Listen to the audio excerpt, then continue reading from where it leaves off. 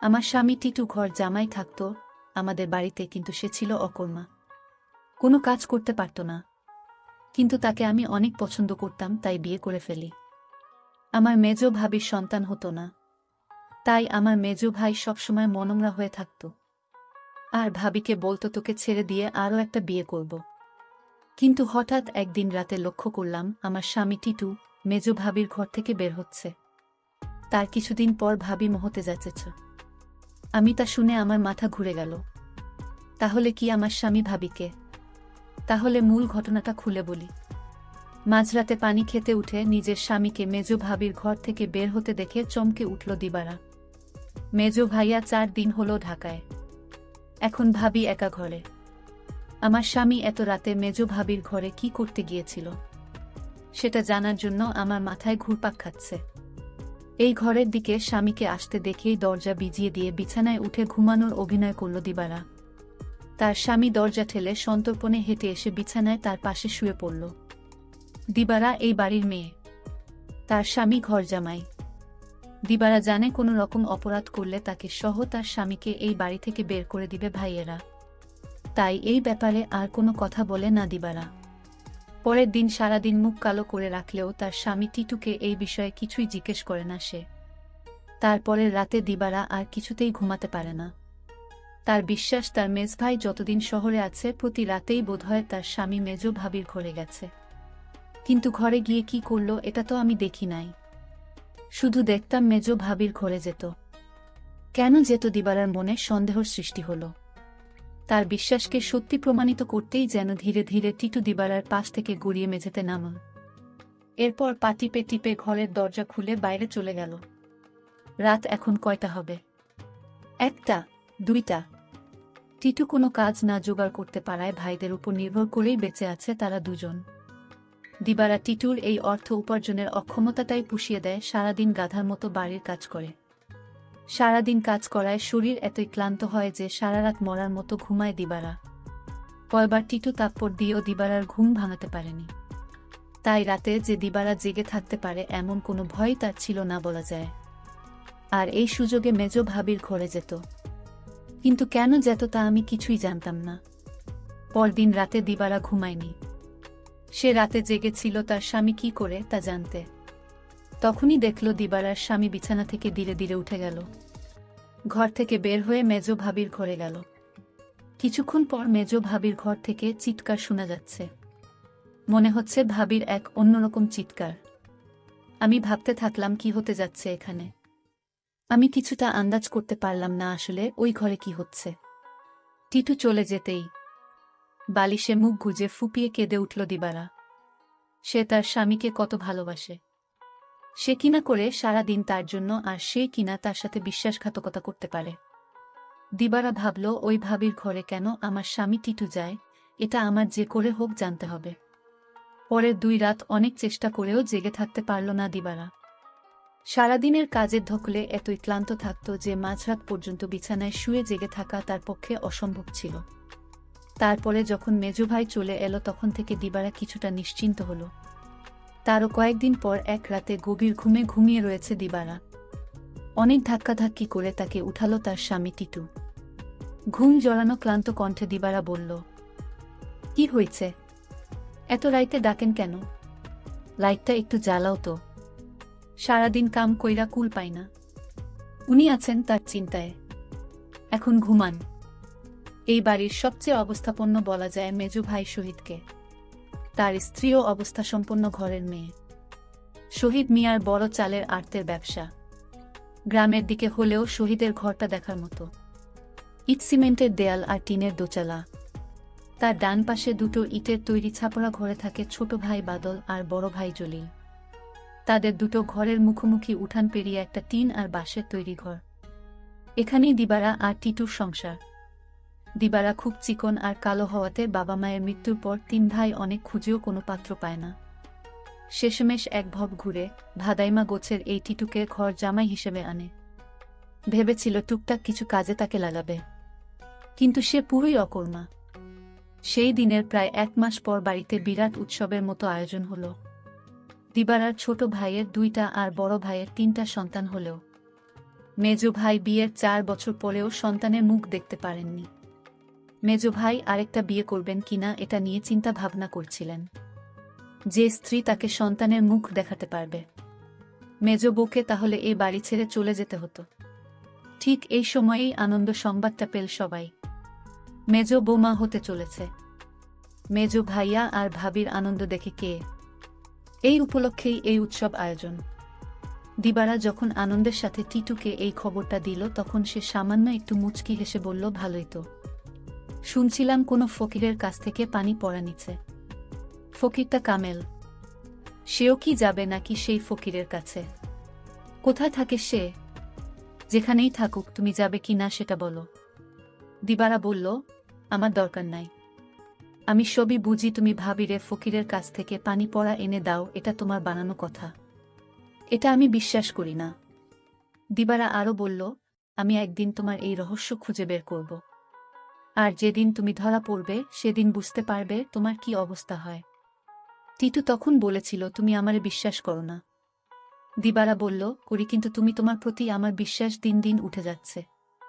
যতদিন পর্যন্ত আমি জানতে না পারবো তুমি মেজো ভাবির ঘরে কেন যাও, ততদিন পর্যন্ত তোমার প্রতি আমার আর বিশ্বাস হবে আর হবে না। দিবারা এই কথা বলে ঘুমাতে গেল। তার স্বামী টিটুও তার সাথে শোয়া ছিল, কিন্তু হঠাৎ করেই দেখল তার স্বামী বিছানায় নাই। তখন দিবারা চিন্তা পড়ে গেল, আজও চলে গেল। ভাবির রুম থেকে এক প্রকার চিৎকার আসতে শুরু করল। আমি কিছুই বুঝতে পারলাম না এটা কিসের চিৎকার। মনে হচ্ছে মেয়েলি কণ্ঠ। প্রায় 1 ঘন্টা পর দিবারা দেখতে ফেল মেজো ভাবির রুম থেকে বের হতে। দিবারার মনে দিন দিন সন্দেহ বাড়তে লাগল। তারপর দিবারা ভাবল, একদিন আমি জানালা দিয়ে দেখব তারা কি করে। দিবারার স্বামী দিন দিন দিবারার প্রতি কমে যাচ্ছে। কিন্তু আজ 2 দিন যাবৎ দিবারার স্বামী মেজো ভাবির রুমে যাচ্ছে না, সেটা লক্ষ্য করল দিবারা। দিবারা তার স্বামী টিটুকে জিজ্ঞেস করল, কই, আজকাল তো তোমায় আর দেখি না ভাবির রুমে যেতে। তার স্বামী টিটু তাকে একটা তাপ্পড় মেয়ে বলল, তোমার বাবার বাড়ি থাকি বলে তুমি কি আমায় যা বলবে তাই মনে করবে? সবকিছুর ভিতর শুধু কি তোমার অধিকার আছে, আমার নেই? এর মধ্যে হঠাৎ খবর আসলো মেজো ভাবি মা হতে চলেছে। দিবারা সেটা শুনে থমকে গেল, কারণ মেজো ভাবির স্বামী মানে আমার মেজো ভাইয়ার তো সমস্যা ছিল। তাহলে কিভাবে সে মা হতে চলল? আমার মাথায় কোনো কাজ করছে না। আমার মনে সন্দেহ হতে লাগলো। দিবারা তার স্বামীকে বলল, আপনি এখন আর দেখি দিবারার রুমে যান না কেন? কখন কি করব সেটা আমার ব্যাপার। যাই হোক, আমি এবার অপেক্ষায় আছি কখন আবার আমার স্বামী তার রুমে যায় সেই প্রতীক্ষায়। এর কিছুদিন পর তার স্বামী টিটু ভাবির রুমে গেল। তারপর আমি জানালা দিয়ে যা দেখলাম তা দেখে আমার চোখ ছানা বড়া হয়ে গেল। দিবারা এই দৃশ্য দেখে সে বিছানায় শুয়ে কান্না করতে লাগল। ঠিক তখনই আমার স্বামী টিটু আমার রুমে এসে পড়ল আর আমায় বলতে লাগল, আরে শাহানা, লাইট জ্বালাও না, দেখ কি দেই। বিরক্ত হয়েই বিছানা থেকে নেমে লাইট জ্বালালো দিবারা। তারপর চকিতে এসে বসল। টিটু তার সবগুলো দাঁত বের করে হেসে পাঞ্জাবির পকেট থেকে এক জোড়া চুড়ি বের করল। আরেকটু কাছে আসো, পরায়া দেই। চুড়িগুলো দেখে চিনল দিবারা এগুলো স্বর্ণের। আর এর মালিক যে মেজো ভাবি ছাড়া কেউ না, তাও সে ভালো করে জানে। সে ভয়ে ভয়ে ফিসফিস করে বলল, এগুলা তো মেজো ভাবির, তুমি পাইলা কই? আরে ভয় পাইও না, চুরি করি নাই, মেজো ভাবি আমারে দিচ্ছে। বলো কি? সে কেন দেবে? তোমারে একটা কথা কই। কই কই কইরাও এতদিন কইতে পারি নাই শর্মে। ভাবছিলাম তুমি আমারে ভুল বুঝবা, কিন্তু তোমারে আমি কি কিছু গোপন করি বলো? ভুল বুঝো না বউ। মেজো ভাই এইবার ঢাকায় যাওয়ার পর কয়রাত আমি মেজো ভাবির ঘরে গেছিলাম। টিটু আবার বলল, মেজ ভাই ঢাকা যাওয়ার পরে মেজ ভাবির কয় রাত খুব জ্বর হয়েছিল, কিন্তু তার যত্ন করার মতো কেউ ছিল না। তাই ভাবি কইল, দেখ টিটু, তোরে আমি ভাইয়ের মতোই দেখি। আমার সারাদিন ভালো লাগে, খালি একটু দুর্বলতা থাকে, কিন্তু রাত হইলেই জ্বর বাড়ে। তুই কি রাইতে আইসা আমার মাথায় একটু পানি ঢালতে পারবি? দিবারা অবাক হয়ে বলল, আমারে কইতে পারত। ছোট ভাবি, বড় ভাবি আছে, তোমারে কইল কেন? আমারে সারা দিনে জ্বরের কথা একবারও কইল না। টিটু মুখটাকে মলিন করে বলল, দেখলা, সব আমার কপালের দোষ। আমি জানতাম তুমি আমারে সন্দেহ করবা। আমি কি আর মাইন্ডসে বিশ্বাস পাওয়ার যোগ্য? দিবারা এবার কাঁদো কাঁদো হয়ে বলল, না গো, আমি ওইটা বলি নাই। আমি তোমারে বিশ্বাস করুম না তো কারে করুম কও? তুমি ছাড়া আমার আর কেরা আছে? তুমি আমারে ঠকাই বা ফিরিসতা আইসা কইলেও বিশ্বাস করুম না। এই না হইলে আমার বউ। শুনো, ভাবিরে কইলাম দিবারারে পাঠায় দিবনে। ভাবি কইল, আহা, বেচারি সংসারটার লাইগা কাজ কইরা সারাদিন মরতাছে, তারে আবার রাইতে ত্যাক্ত করা কেন? দিবারা জানে যে আমি তোমারে ভাই মানি। তুমিই আইসো, দিবারা কিছুই মনে করবে না জানলেও। ওর মন এত নষ্ট না। তবুও আমি তোমারে কিছু কই নাই ডরে। তাছাড়া বুঝি তো পরের বাড়িতে থাকি, বেশি তর্ক মানায় না। এই জন্যই আমি তোমার ভাবির রুমে গেলাম চুপি চুপি। কারণ রাতে তোমার ভাবির মাথায় পানি না দিলে কি তখন জ্বর ছাড়ত? আমি যদি ভাবির পাশে না থাকতাম আর মাথায় পানি না দিতাম তাহলে জ্বরে মইরা যাইত। এতদিনে ভাবিকে কবরস্থানে রেখে আসতে হতো। দিবারা তখন বলল, সবই বুঝলাম, কিন্তু একটা বিষয় আমার মাথায় ঢুকছে না। টিটু বলল, কি কথা তোমার মাথায় ঢুকছে না আমারে বলো। দিবারা তখন বলল, আমার মেজু ভাইয়ের সমস্যা ছিল, কিন্তু সে কিভাবে মা হতে চলেছে। আর ভাবির ঘর থেকে কিসের আওয়াজ আসত। টিটু তখন বলল, তুমি দেখি আবার আমাকে সন্দেহ করতেছ। এই সন্দেহটা তোমাকে দূর করে দেই। তোমার মেজো ভাবি একদিন আমায় বলল, আমার সংসারটা মনে হয় টিকবে না। আমি বলেছিলাম, কেন টিকবে না? কারণ আমার কোনো সন্তান নেই, তাই স্বামী আরেকটা বিয়ে করতে পারে বলে আমায় বলল। আর তখনই আমি বলেছিলাম, তোমার ভাবিকে শোনো, তুমি কিছু চিন্তা করো না, আমি সব ব্যবস্থা করতাছি। আমি তখন এক ফকির বাবার কাছে গেলাম। ভাবির সমস্যাগুলো খুলে বললাম। ফকির বাবা বলল, আমি তোমায় এক গ্লাস পানি পড়া দিব। সেটা 2-3 ফুটা করে সপ্তাহখানে খেতে হবে।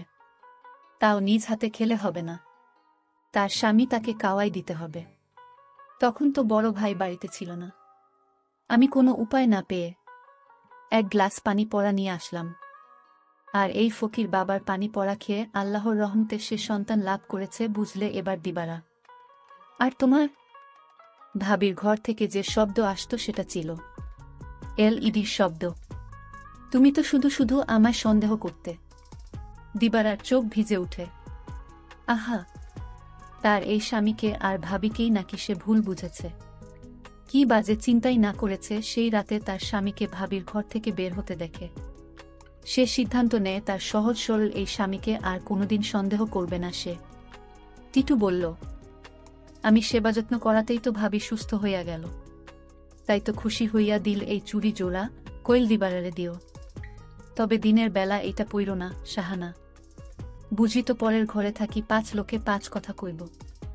দিবারা তখন কেঁদে কেঁদে বলল, আমি তোমাকে অনেক কষ্ট দিয়েছি, তোমাকে অযথা সন্দেহ করেছি, আসলে তুমি নিষ্পাপ। দিবারা বলল, তুমি মেজো ভাবির ঘরে গিয়ে মেজো ভাবিকে মায়ের মতো যত্ন করে সুস্থ করে তুলেছে, এরকম স্বামী এখনকার যুগে পাওয়া বড় কঠিন। দিবারা বলল, আমায় ক্ষমা করে দিও তুমি। তুমি ক্ষমা না করলে আল্লাহ আমাকে ক্ষমা করবে না। টিটু তখন হেসে বলল, আমি তোমাকে ক্ষমা করে দিয়েছি। বন্ধুরা, আজকের গল্পটি কেমন লাগলো তা অবশ্যই কমেন্ট করে জানাবেন, আর এরকম নতুন নতুন ভিডিও পেতে আমার চ্যানেলটিকে সাবস্ক্রাইব করে পাশে থাকবেন। ধন্যবাদ।